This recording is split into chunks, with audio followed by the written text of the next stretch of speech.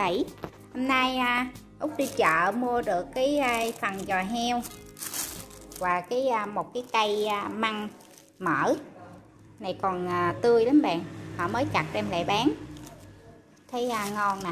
Hôm nay Út làm món giò heo hầm măng. Cái phần măng này Út chưa từng chế biến, chưa từng gọt nên mẹ gọt cho. Mà khi thì Út chỉ nấu măng khô hoặc là mua cái người ta muối chua sẵn á. Cái gì đó mua cùng với Út thì chỉ là ngâm với nước mưa, măng nó sẽ được trắng.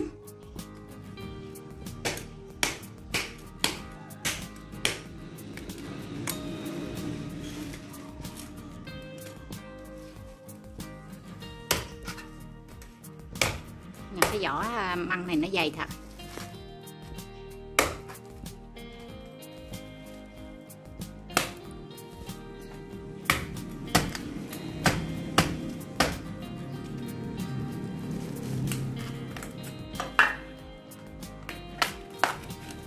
Này người bán gọi là măng mỡ mà không biết đúng không bạn.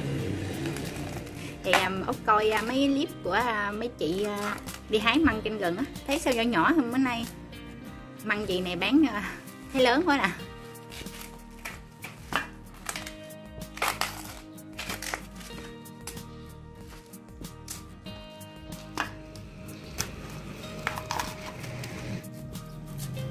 Mình gọt đi cái phần cứng, cắt đêm nó vậy.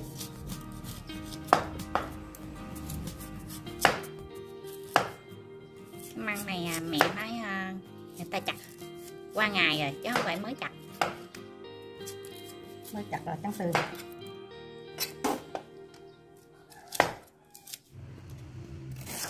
Giờ cắt miếng nhỏ.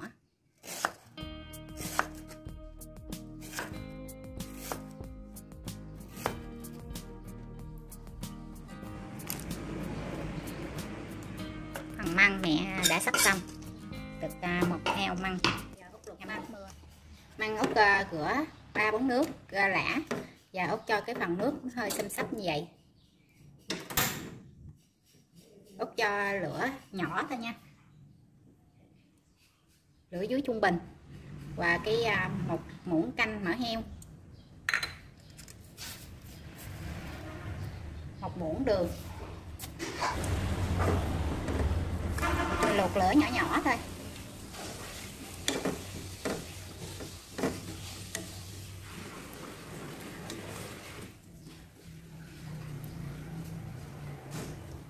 Để cái mỡ heo và cái phần đường cho khi luộc cái măng nó được trắng và nó bóng mượt. Cái măng Út đã luộc sôi, này Út không có sơ. Rồi Út tắt bếp, đem đi rửa vài nước lã. Măng Út rửa vài nước lã và Út để ráo nè. Mình luộc theo cách này thì cái măng của mình được trắng, nó ngon, nó không có bị thâm.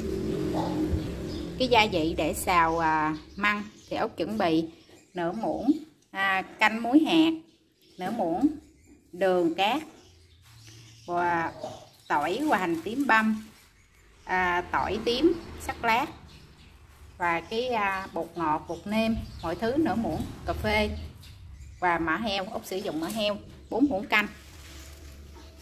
Giờ xào măng, bắt cái chảo lên bếp, cho cái phần mỡ vào,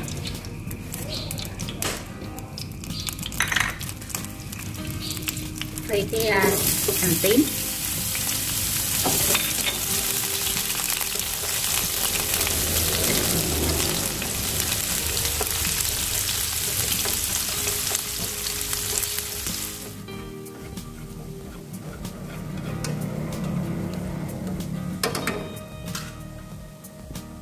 tím hút nó phi vàng, rớt lên.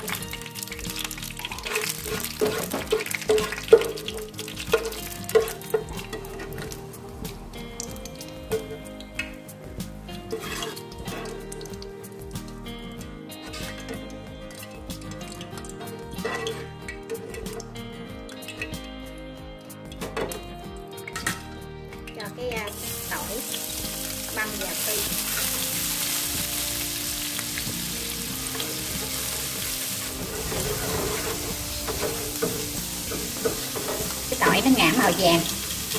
Út cho cái măng vào xào.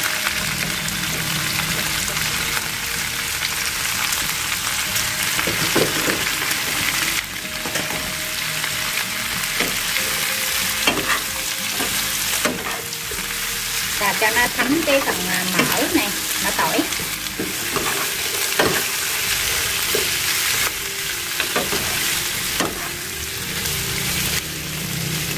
Để lửa lớn luôn. Để Út cho cái bột ngọt, bột nêm vào, cái phần đường, muối,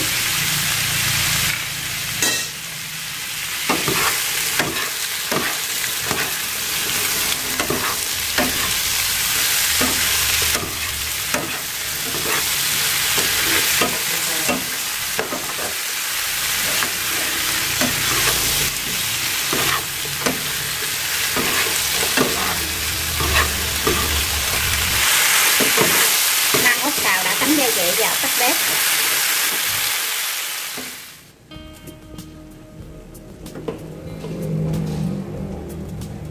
Nước sôi Út cho cái phần giò heo vào. Giờ cho một muỗng canh muối, nửa trái chanh vào, ngâm trong đây 2 phút.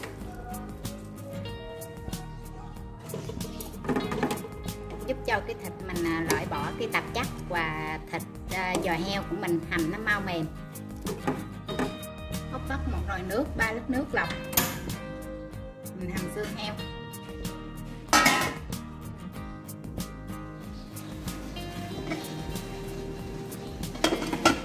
Nước hầm giò Út đã sôi. Giờ Út bỏ cái phần giò Út đã rửa sạch, bỏ vào.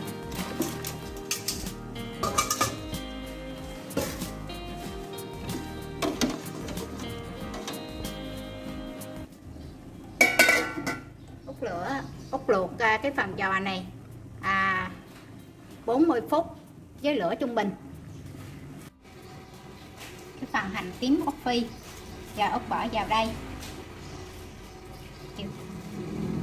cột kìa, bỏ vào một cái dải mùng hoặc là cái túi lọc đó bạn, để vô cái nước hầm măng nó sẽ ngon hơn. Nhưng mà mình để trực tiếp thì nó hơi lợn cợn nha.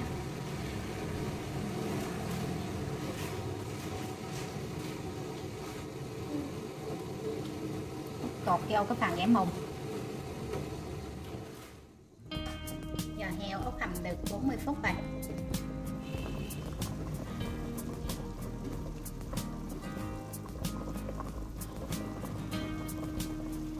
Mình bỏ cái chanh với muối trộn nước sôi, cặn nước sôi qua các bạn. Thì cái phần xương của mình không cần rất bột.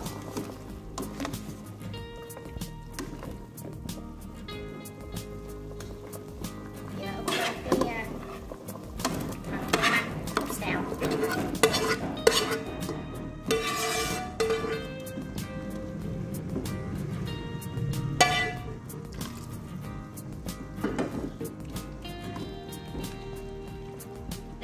Hầm thêm 10 phút nữa. Út cho cái phần hành tím Út cột vào dải á.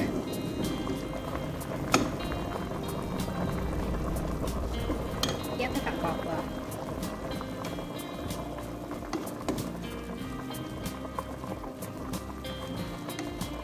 Bỏ cái măng vào hầm cũng được 10 phút để giờ thử.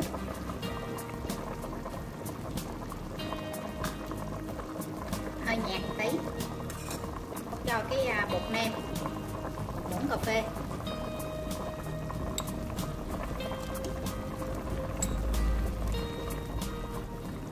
nửa muỗng cà phê muối hạt,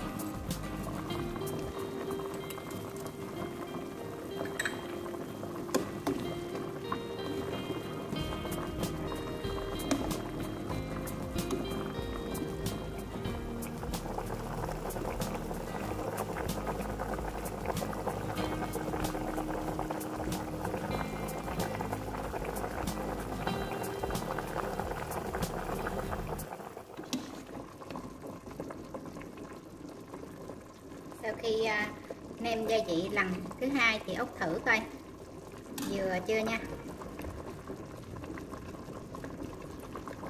Theo khẩu vị của Út là vừa, không mặn không nhạt, có cái mùi thơm thơm của hành phi với bạn, hành tím hành phi mình cột như vậy á, bỏ vô cái nước hầm măng, có cái mùi thơm nhẹ rất là đặc trưng. Và Út hầm với lửa dưới trung bình thêm 10 phút nữa cho cái măng mình được mềm. Rồi măng của Út nè, rồi măng của Út đã chín nè, măng đã mềm luôn à. Và Út tắt bếp dọn ra thưởng thức. Múc ra một cái tô và Út cho cái hành phi lên.